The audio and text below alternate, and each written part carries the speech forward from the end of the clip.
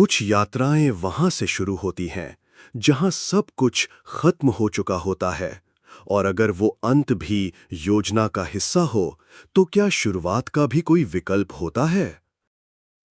आदि अब न देह में था न काल में। वो चेतना बन चुका था, पर टुकड़ों में बटा हुआ। सीन अंतरिक्ष जैसी शून्यता जहां समय ठहर चुका है। आदि एक नीली रेखा में तैर रहा है।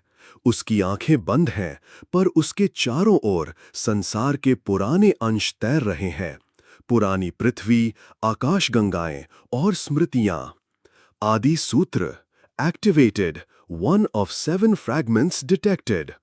अब उसका लक्ष्य था अपने साथ चेतनांश को पुनः प्राप्त करना, क्योंकि जब तक वो पूरा न हो वो स्वयं को नहीं समझ पाएगा, और तब तक ब्रह्मांड की दिशा अधूरी रहेगी।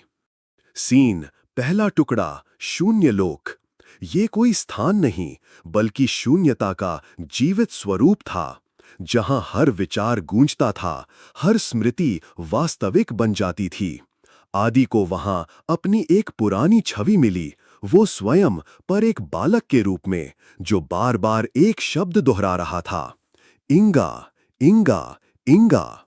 पर जब आदि पास गया, बालक ने उसकी ओर देखा और कहा, तू मेरे रूप में नहीं बचा सकता, तू तो मुझे भूला भी नहीं सकता।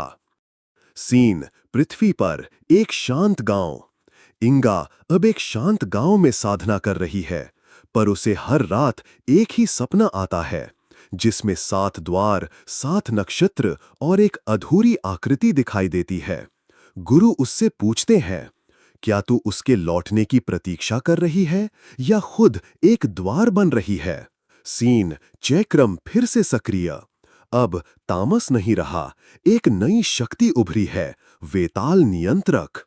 उसका मकसद है आदि के बचे हुए टुकड़ों को खुद में समाहित करना और एक नया देवता बनना।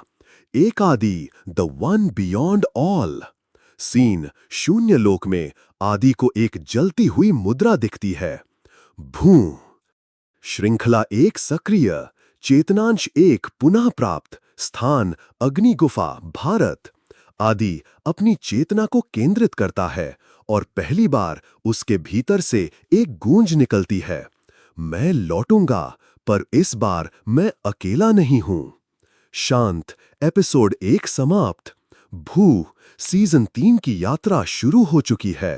अब हर एपिसोड में आदि एक चेतनांश से जुड़ता जाएगा, और उसके साथ पुरानी पृथ्वी और अंतरिक्ष की संरचना बदलती जाएगी।